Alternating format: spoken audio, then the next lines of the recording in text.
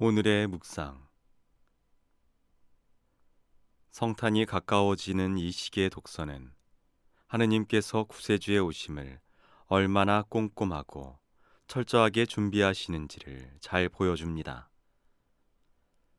구약 시대부터 예언자들을 통하여 예고된 구세주의 탄생은 하느님께서 개입하시어 나이가 많은 부부에게서 태어난 세례자 요한과 고유한 역할로 예수님을 받아들이는 마리아와 요셉을 통하여 직접 준비됩니다. 제1독서에서 이사야 예언자는 하나의 표징을 선포하는데, 이는 하느님께서 가난과 겸손과 단순함으로 당신을 믿는 작은 이들에게 주신 표징입니다. 이들은 특정한 민족이나 특권 계층이 아닌 믿음으로 이루어진 하느님의 백성이 될 것입니다. 다윗의 자손이신 그리스도께서는 이제 모든 민족들을 위한 메시아로 오십니다. 그런데 구원은 오로지 하느님의 주도권에만 달려 있고, 인간은 그저 수동적으로 기다리기만 하면 되는 것이 아닙니다. 하느님의 구원 계획에는 인간의 협력이 필요합니다. 오늘 말씀의 중심에는 바로 그 구원 계획의 실현에 적극적으로 협력한 요셉 성인이 있습니다. 천사는 요셉에게 하느님의 계획을 알립니다. 요셉은 순종과 침묵 속에서 이루어진 식별을 통하여 하느님 아드님의 지상 아버지로서 자신의 사명을 열린 마음으로 받아들입니다. 그렇게 요셉도 마리아처럼 대림의 길을 걸으며 거룩한 자기 아들에 대한 신앙을 고백합니다. 요셉을 통하여 일상에서 드러나는 하느님의 뜻과 그분의 계획에 협력하는 순종을, 또한 우리와 함께 머무시고자 사람이 되신 그리스도를 관상하는 믿음을 배워야 하겠습니다.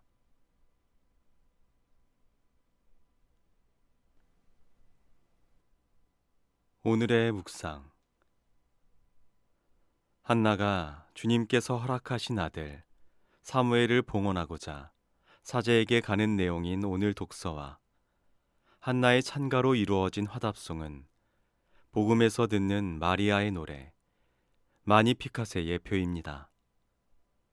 한나가 주님을 찬양하는 이유는 주님께서 사람들의 운명을 뒤바꾸실 수 있는 분이시기 때문입니다. 그분께서는 사람을 죽이시기도 살리시기도 하시며 낮추시기도 높이시기도 하십니다. 한나는 그런 주님의 은총을 체험합니다. 교회가 날마다 시간 전례의 저녁 기도에서 부르는 마리아의 노래에서 마리아는 주님 안에서 인간적 가치들이 뒤바뀜을 선포합니다. 주님께서는 권력과 부유함을 내세우는 교만한 이들을 내치시고, 겸손과 비천함과 가난을 고백하는 이들을 선택하십니다. 마리아의 공로는 자신이 보잘것없음을 깨달은 데에 있습니다. 이 노래는 마리아가 엘리사벳을 방문하는 이야기의 뒷부분으로 세례자 요한과 예수님의 탄생 예고 부분과 예수님 탄생 이야기 사이에 자리하기에 기대와 성취가 모두 담겨 있습니다. 실제로 이 노래에서는 주님께서 하신 약속이 이미 이루어졌음이 선포됩니다.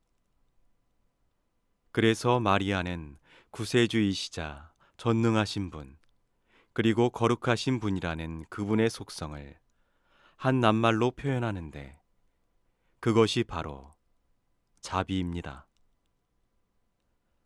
마리아의 엘리사벳 방문 이야기는 특별한 방식으로 잉태한 두 여자가 만나 단순히 서로 격려하는 이야기가 아니라 마리아가 신약의 구원자를 엘리사벳이 속한 구약으로 모셔가는 이야기입니다. 우리도 다른 이들에게 구원자를 모셔갈 때 마리아처럼 복된 이가 될 것입니다.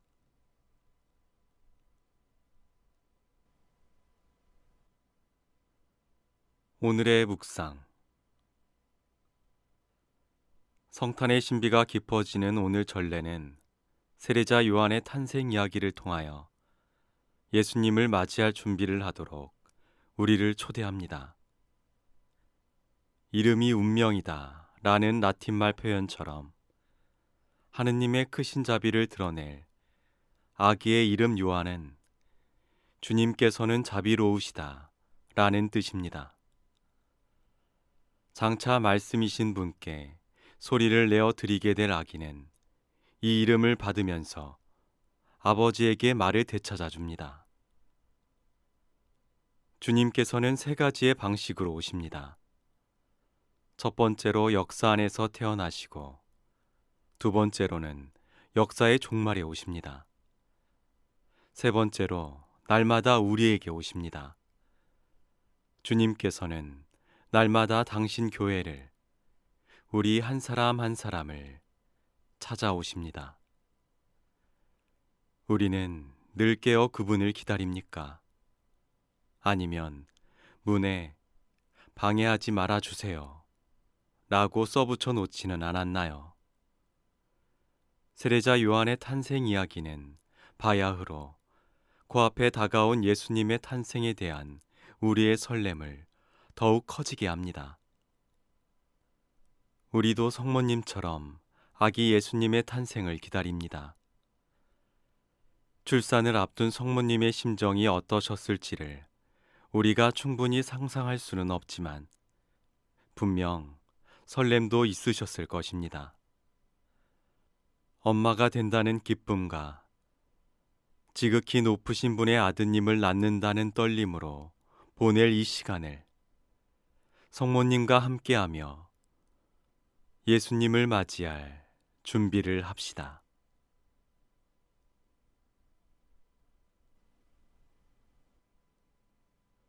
오늘의 묵상. 구세주께서 오시기 하루 전의 복음은 스가랴의 노래를 들려줍니다.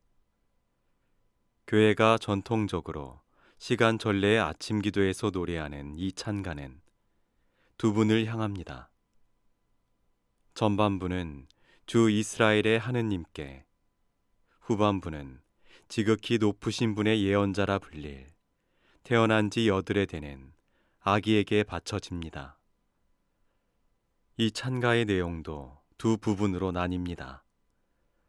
앞부분에서는 하느님께서 백성에게 주신 구원자에 대한 감사의 찬미를 드립니다. 뒷부분에서는 높은 곳에서 우리를 찾아오실 별을 앞서가 그분의 길을 준비할 요한의 사명을 예언합니다. 이 노래의 중요한 주제는 하느님께서 아브라함과 맺으신 계약을 기억하신다는 것, 따라서 하느님의 약속을 믿어도 된다는 것입니다. 그래서 스가랴는 이제 막 시작되어 곧 이루어질 일이 이미 이루어진 것처럼 하느님께서 당신 백성을 찾아와 속량하시고 당신 종 다윗 집안에서 우리를 위하여 힘센 구원자를 일으키셨다 라고 예언합니다. 하느님께서 당신 백성을 찾아오셨고 앞으로도 찾아오실 것이기에 그분을 찬양하는 것입니다. 곧 이 찬가는 과거에 대한 감사와 찬미이자 미래를 위한 예언입니다. 오늘 밤 높은 곳에서 우리를 찾아오실 별이 전쟁과 폭력의 어둠 속에 남겨진 이들을 비추도록 기도합시다. 오직 이 빛만이 우리 발을 평화의 길로 이끌어 주실 것입니다. 오소서 주 예수님, 곧 오시어 저희의 발을 평화의 길로 이끌어 주소서.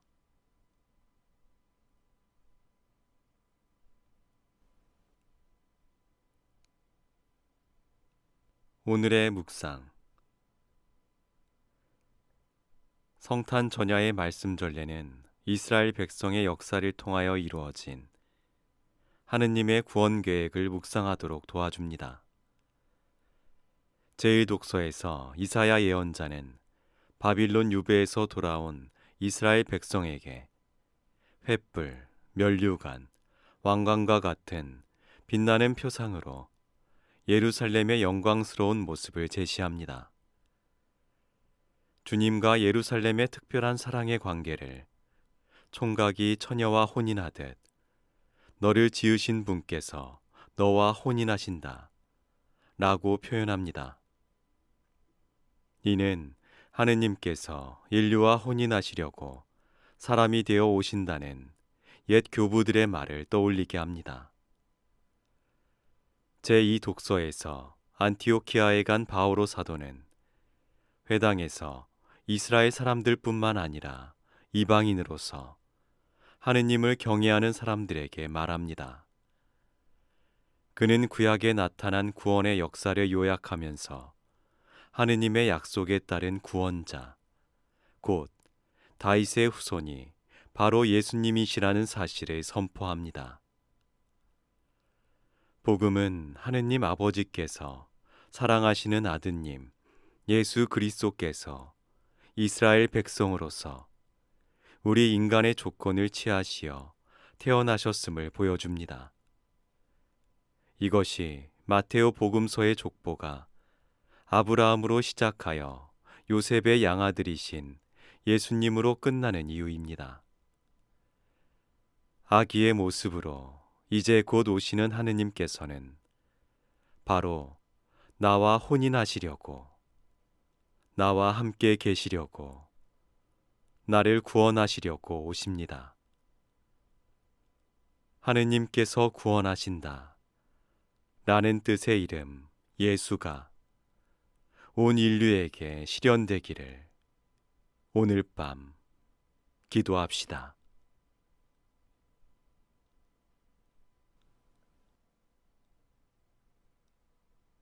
오늘의 묵상. 오늘 복음은 요한복음서 전체의 요약이라 하겠습니다. 로고스 창가로 알려진 이 서문은 창조 이전에 한 처음에서 시작하여 창조를 거쳐 여러 세기에 걸쳐 준비된 말씀의 육화 사건을 장엄하게 선포합니다.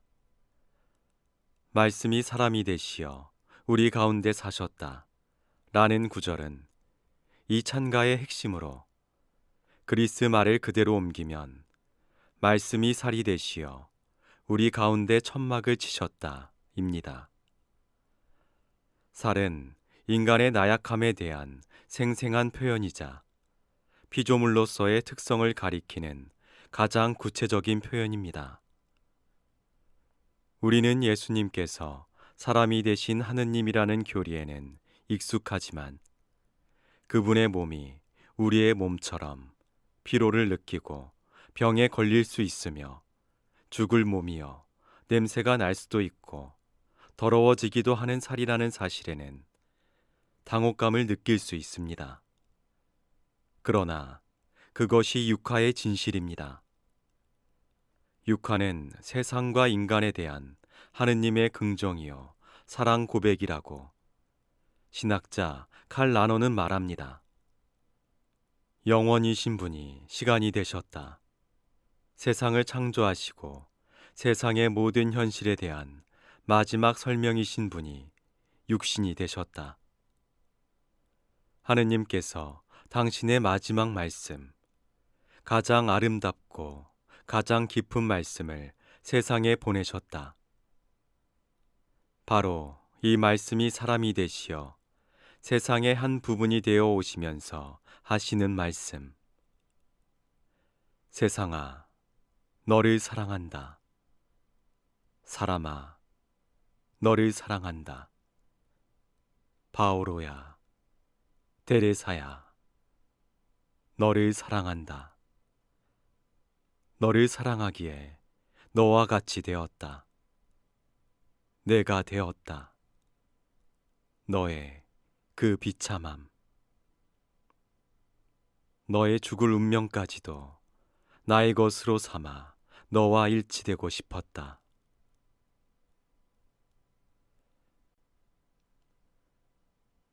오늘의 묵상. 교회의 전례는 구원자의 탄생을 장엄하게 거행한 바로 다음 날, 그분을 믿고 섬겼던 한 제자의 죽음에 관한 이야기를 들려줍니다. 이는 예수님을 따르는 길이 지상의 영광이나 안락함과는 거리가 멀다는 사실을 분명하게 보여줍니다. 스테파노 성인의 순교는 모든 시대에 빛나는 증언으로 가득 차게 될 그리스도교 박해 역사의 첫 장입니다. 그렇게 스테파노 성인의 축일은 성탄 8일 축제의 첫 부분부터 말씀의 육화가 하느님의 사랑이 역사 속에서 우리에게 던지는 도전임을 상기시키면서 성탄의 의미에 깊이를 더해줍니다. 첫 순교자 스테파노 성인은 스승을 신뢰하며 그분께 온전히 자신을 맡깁니다. 주 예수님, 제 영을 받아주십시오. 육화하신 말씀의 탄생과 첫 순교자의 죽음은 하느님 아버지의 사랑에 대한 증언입니다. 스테파노 성인이 피를 흘리면서까지 증언한 것은 바로 그 아드님의 길을 기꺼이 따름으로써 얻게 되는 아버지에 대한 조건 없는 신뢰입니다. 육하에서 중요한 몫을 하신 성령께서는 이제 스테파노 성인 안에 충만히 머무르시면서 제자를 스승과 온전히 일치시키십니다. 따라서 성인은 교회 역사에서 시간적으로 첫 번째 순교자일 뿐만 아니라 참된 제자직을 가려내고 그리스도교인들이 본받을 수 있는 본보기로도 첫 번째입니다. 오늘 구유를 경배하면서 거기에 누워 계신 아기 예수님께 배웁시다. 아기는 구유, 곧 짐승의 밥그릇에 누워있는 모습만으로도 제자가 스승을 진정으로 따르는 길이 어떤 것인지 우리에게 깨우쳐 줍니다. 또한 피로써 그리스도를 증언하려면 믿음과 용기만이 아니라 자신을 박해하는 자들까지도 용서할 수 있는 힘이 필요합니다. 참된 제자직의 결정적 요소는 끝까지 용서할 수 있는 능력입니다.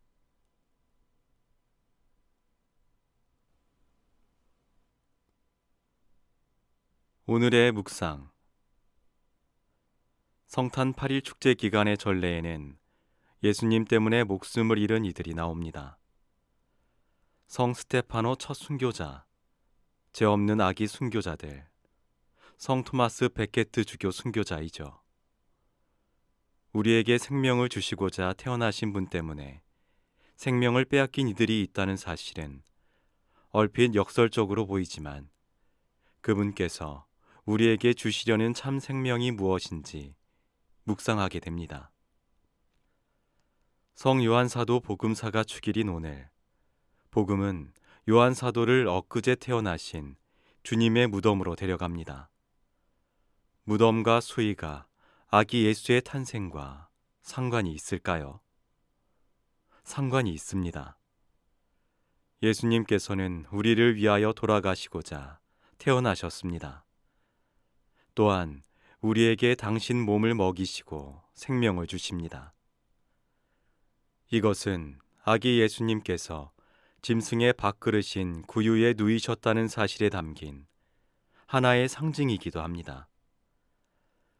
아기 예수님께서 누이신 구유는 죽은 이를 넣는 관과 비슷하게 생겼습니다.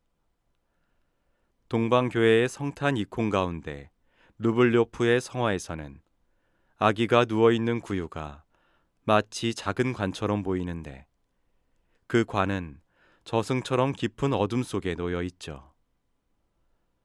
아기의 옷 또한 신생아의 베네 옷이라기보다 시신을 싼 수의처럼 보입니다.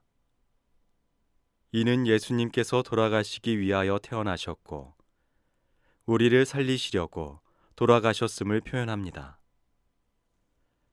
주님께서 부활하신 날 무덤에 가장 먼저 도착하셨고, 부활하신 주님께서 티베리아스 호숫가에 나타나셨을 때 그분을 가장 먼저 알아볼 만큼 그분과 특별한 관계를 누렸던 요한 성인은 이 모든 진리의 생생한 증인입니다. 주님께서 가르치신 사랑을 끝까지 증언한 사랑의 성 요한 사도의 말을 새겨 들읍시다.